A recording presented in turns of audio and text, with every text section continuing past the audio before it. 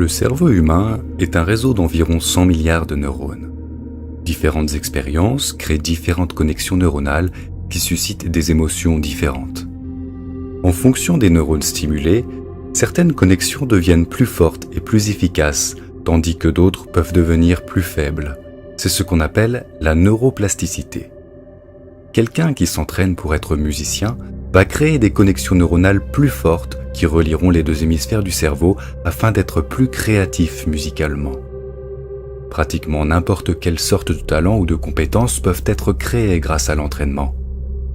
Rüdiger Gamm, qui était un étudiant sans espoir de son propre aveu, échouait en mathématiques de base, mais il persévéra à entraîner ses capacités et il devint un célèbre calculateur humain capable d'effectuer des mathématiques extrêmement complexes. Rationalité et résilience émotionnelle fonctionnent de la même manière. Ce sont des connexions neuronales qui peuvent être renforcées. Peu importe ce que vous faites ou quand vous le faites, vous modifiez votre cerveau pour être meilleur à cela. Puisqu'il s'agit d'un mécanisme fondamental du cerveau, en être conscient peut grandement enrichir votre expérience de la vie.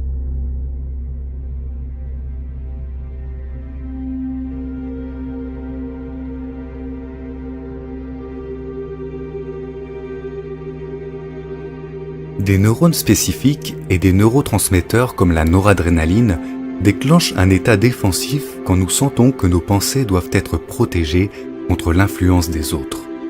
Ainsi, si nous sommes confrontés à des divergences d'opinion, les substances chimiques qui se libèrent dans notre cerveau sont les mêmes que celles qui essayent d'assurer notre survie lors de situations dangereuses. Dans cet état défensif, la partie la plus primitive du cerveau interfère avec la pensée rationnelle et le système limbique peut mettre KO la plupart de notre mémoire de travail, provoquant physiquement une étroitesse d'esprit. Nous le voyons dans les politiques de la terreur, dans les stratégies des joueurs de poker ou tout simplement quand quelqu'un est têtu dans une discussion. Peu importe qu'une idée soit valable ou non, le cerveau a simplement du mal à la traiter quand il est dans un tel état.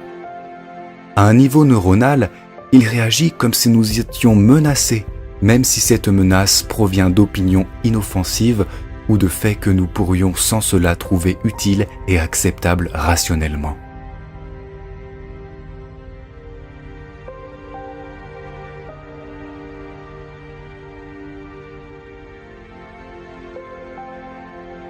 Mais lorsque nous nous exprimons et que nos points de vue sont appréciés, ces substances chimiques de défense diminuent dans le cerveau et la neurotransmission de dopamine active les neurones de la récompense, nous faisant nous sentir plus importants et augmentant notre estime de nous-mêmes. Nos croyances ont un impact profond sur la chimie de notre corps et c'est pourquoi les placebos peuvent être si efficaces. L'estime de soi ou la confiance en soi sont étroitement liées à un neurotransmetteur appelé sérotonine. Lorsque l'absence de celui-ci prend des proportions graves, cela aboutit souvent à la dépression, à des comportements autodestructeurs, voire même au suicide. L'approbation sociale augmente le niveau de dopamine et de sérotonine dans le cerveau, ce qui permet de relâcher nos fixations émotionnelles et de devenir plus facilement conscients de nous-mêmes.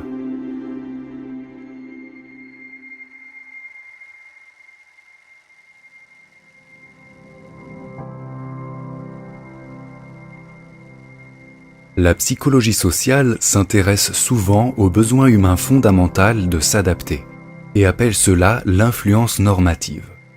Quand nous grandissons, notre boussole morale et éthique est presque entièrement forgée par notre environnement. Ainsi, nos actions sont souvent le résultat de la validation que nous recevons de la société. Mais les récents progrès en neurosciences nous donnent une meilleure compréhension de la culture et de l'identité. La recherche neurologique récente a confirmé l'existence de neurones miroirs empathiques. Quand nous éprouvons une émotion ou effectuons une action, des neurones spécifiques s'activent.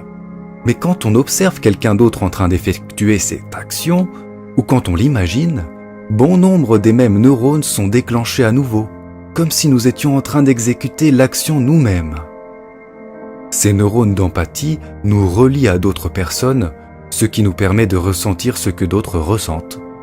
Et puisque ces neurones répondent à notre imagination, nous pouvons éprouver des réponses émotionnelles provenant d'eux comme si elles venaient de quelqu'un d'autre. Ce système est ce qui permet l'autoréflexion. Le neurone miroir ne connaît pas la différence entre lui et les autres. Et c'est pourquoi nous sommes tellement tributaires de l'approbation sociale et pourquoi nous désirons nous conformer.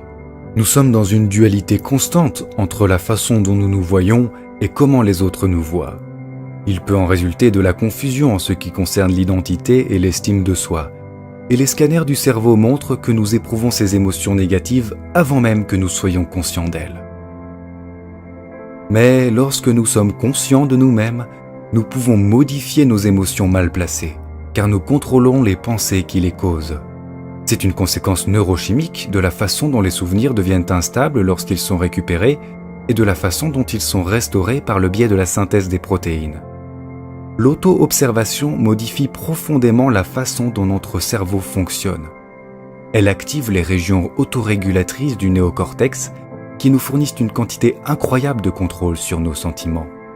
Chaque fois que nous le faisons, notre rationalité et notre résilience émotionnelle sont renforcées. Lorsque nous ne sommes pas conscients de nous-mêmes, la plupart de nos pensées et actions sont impulsives et l'idée que nous réagissons au hasard et ne faisons pas de choix conscients est instinctivement frustrante. Le cerveau résout cela en créant des explications pour notre comportement et en les réécrivant physiquement dans nos souvenirs par le biais de la reconsolidation de la mémoire, nous faisant croire que nous étions dans le contrôle de nos actions. Cela est également appelé rétro-rationalisation, et cela peut laisser la plupart de nos émotions négatives enfouies, prêtes à ressurgir à tout moment. Elles deviennent un carburant permanent pour notre confusion, aussi longtemps que notre cerveau essaiera de justifier pourquoi nous nous sommes comportés de manière irrationnelle. Tout ce comportement subconscient, complexe et presque schizophrène, est le résultat d'un vaste système parallèle distribué dans tout notre cerveau. Il n'y a pas de centre spécifique de la conscience. Son unité apparente est trompeuse, car en réalité chacun de ces circuits séparés sont activés et s'expriment à un moment donné. Nos expériences changent constamment nos connexions neuronales, physiquement modifiant ce système parallèle qu'est notre conscience. Des modifications directes de celui-ci entraînent des conséquences surréalistes qui remettent en cause quoi et où est vraiment la conscience.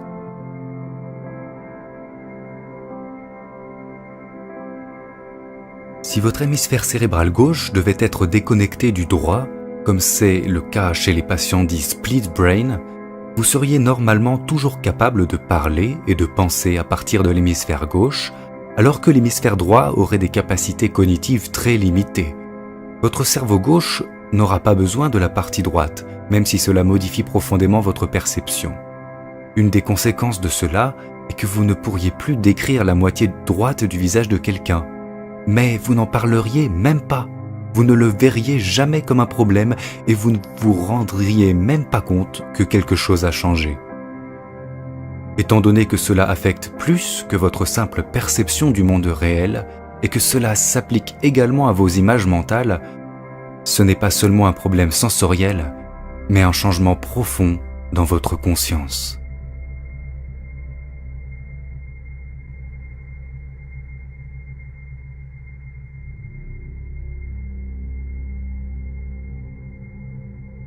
Chaque neurone a une tension qui peut changer lorsque les ions entrent ou sortent de la cellule.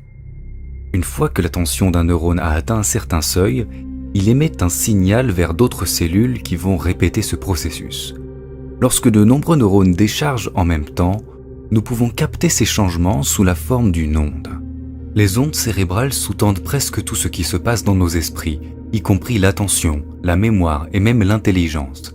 Comme elles oscillent sur des fréquences différentes, elles sont classées dans différents groupes comme alpha, θ et gamma.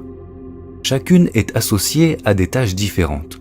Les ondes cérébrales permettent aux neurones de s'accorder aux fréquences correspondant à leurs tâches particulières, tout en ignorant les signaux non pertinents, à la manière d'une radio se réglant sur différentes ondes pour capter des stations de radio. Le transfert d'informations entre les neurones devient optimal lorsque leurs activités sont synchronisées. C'est pour cette même raison que nous faisons l'expérience de dissonance cognitive, cette frustration causée par le fait de détenir simultanément deux idées contradictoires.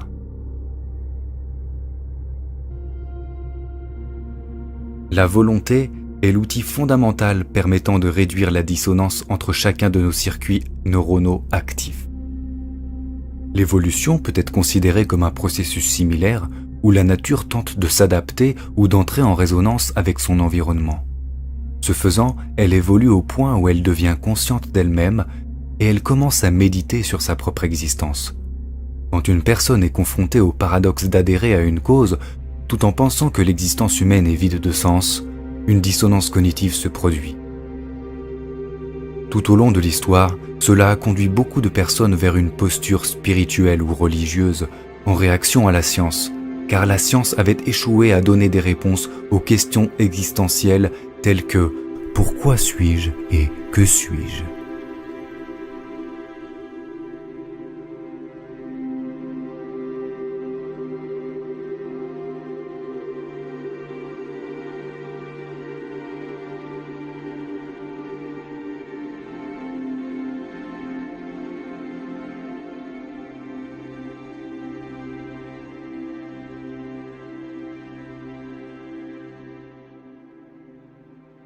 L'hémisphère cérébral gauche est en grande partie responsable de la création d'un système cohérent de croyances qui a pour but de maintenir une certaine continuité dans nos vies.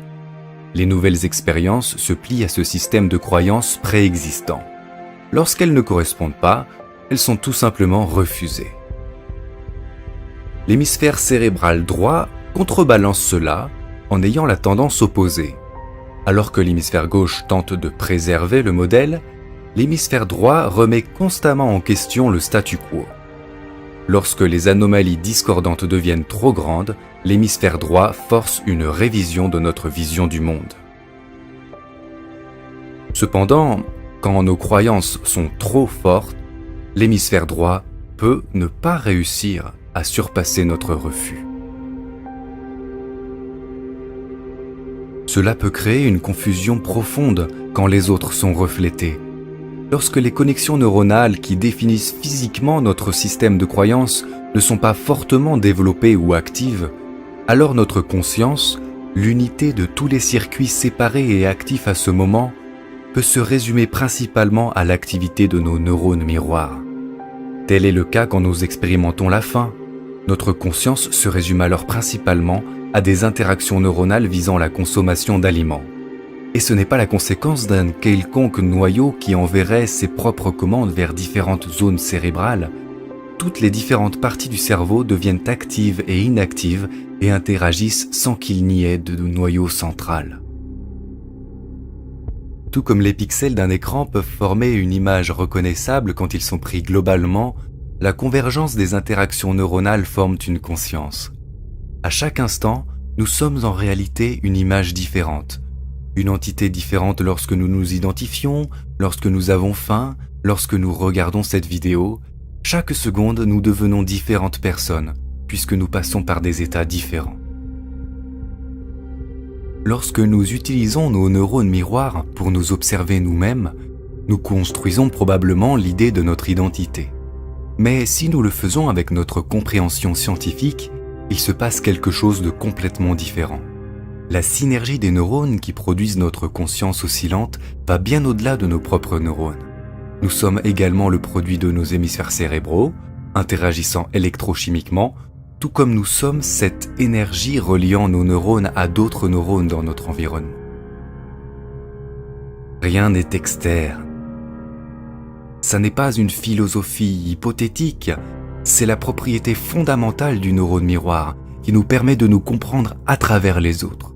Voir cette activité neuronale comme la vôtre, sans inclure l'environnement, serait une méprise.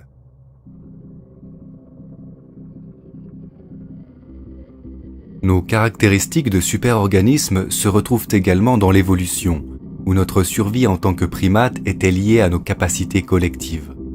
Au fil du temps, les régions néocorticales ont évolué pour permettre la modulation des instincts primitifs et le dépassement des impulsions hédonistes pour le bien du groupe. nos gènes égoïstes sont apparus pour encourager des comportements sociaux réciproques dans les structures supra-organisées, rejetant ainsi la notion de survie du plus fort. L'activité neuronale du cerveau résonne de manière plus cohérente lorsqu'il n'y a pas de dissonance entre ces nouvelles régions cérébrales avancées et les plus anciennes plus primitives.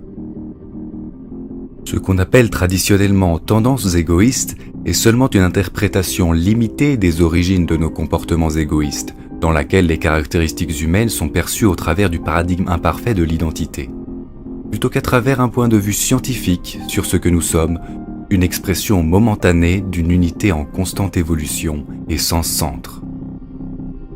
Les conséquences psychologiques découlant d'un système de croyances objectif sont les suivantes.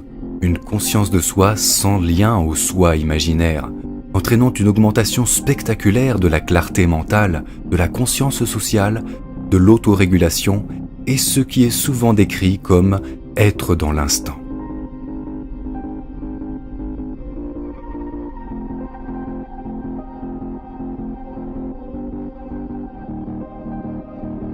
En général, la croyance commune affirme que nous avons besoin d'un récit, d'une vue longitudinale sur notre vie, afin d'établir des valeurs morales. Mais avec notre compréhension actuelle de la nature empathique et sociale du cerveau, nous savons maintenant qu'un point de vue purement scientifique, sans attachement à notre identité ou histoire, procure un paradigme beaucoup plus précis, plus sensé et plus éthique que nos valeurs anecdotiques. C'est logique, puisque notre tendance traditionnelle à nous définir au travers d'hypothétiques constantes individuelles nous câble neuralement et amène le cerveau vers des processus cognitifs dysfonctionnels, comme l'étiquetage compulsif ou le besoin psychologique d'imposer ses attentes.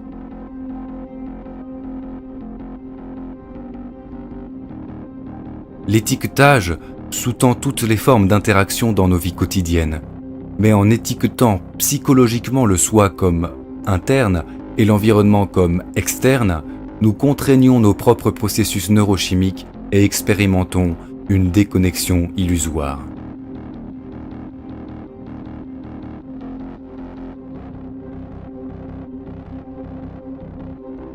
Le fait de mûrir et ses effets secondaires évolutifs, tels que le bonheur et l'accomplissement, sont stimulés quand nous ne sommes pas étiquetés dans nos interactions. Nous pouvons alors avoir plusieurs points de vue différents et être en désaccord avec un autre, mais les interactions qui, envers et malgré tout, nous acceptent pour ce que nous sommes, sans jugement, sont des catalyseurs neuropsychologiques qui câblent le cerveau humain pour être reconnaissant envers les autres et pour accepter rationnellement des systèmes de croyances vérifiés, sans dissonance. Stimuler ce type d'activité neurale et d'interaction diminue le besoin de distraction ou de divertissement et crée des cycles de comportement constructifs envers notre environnement. Les sociologues ont établi que des phénomènes tels que l'obésité et le tabagisme, les émotions et les idées se propagent et oscillent à travers la société globalement de la même façon que les signaux électriques des neurones se transmettent lorsque leurs activités sont synchronisées.